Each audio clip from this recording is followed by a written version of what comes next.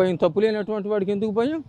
Liquor కుంభకోణంలో నువ్వు తప్పు చేశావు కాబట్టి దాని చంద్రబాబు నాయుడు గారి చేతిలో పని లేదు. ఢిల్లీ ముఖ్యమంత్రి గారిని అరెస్ట్ చేశారు, కేసీఆర్ గారు కుమార్తెను కూడా అరెస్ట్ చేశారు. చట్టానికి ఎవరు అతీతులు కాదు. మీ చేతిలో ఉందని చెప్పి ఇష్టం వచ్చినట్టు చేసేసి దాన్ని చంద్రబాబు నాయుడు గారు రుద్దటానికి కాదండి.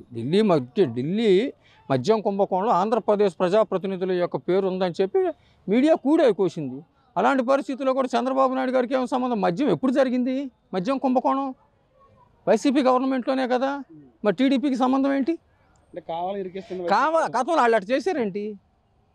వాళ్ళు అట్లా చేశారు కాబట్టి అందుకని అంటున్నారు. అట్లా చేయాల్సినంత అవసరం లేదు. అదే వాస్తవం. చంద్రబాబు నాయుడు గారు కానీ కక్ష సాధింపుకు పాల్పడతాం అయితే ఇవాళ జైలు ఖాళీ ఉండవు.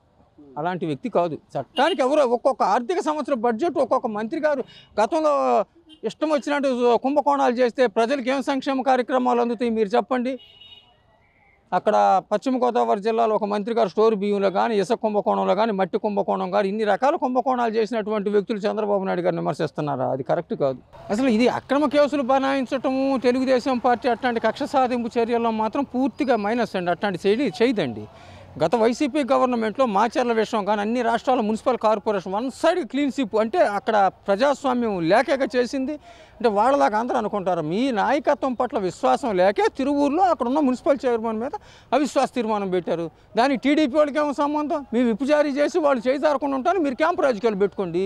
ఆడలేక మధ్యలో ఓడన్నట్టుగా ప్రతిదానికి టీడీపీ అంటే అలాంటి బలహీనలు ఉన్నారా ఏంటి మీ దగ్గర ఉన్నటువంటి కౌన్సిలర్లు? నేను తప్పుగా మాట్లాడుతున్నా. గతంలో ఎక్కడైనా మీరు ఆలోచించండి. స్థానిక సంస్థల ఎన్నికల్లో మాచర్ల కాన్స్టిట్యున్సీని చూసుకుంటే 50-50 వచ్చినాయి కదండి. ఊరన్న తర్వాత ఒక్క రూపంగా మార్పు ఉండదా? మీరు చెప్పండి.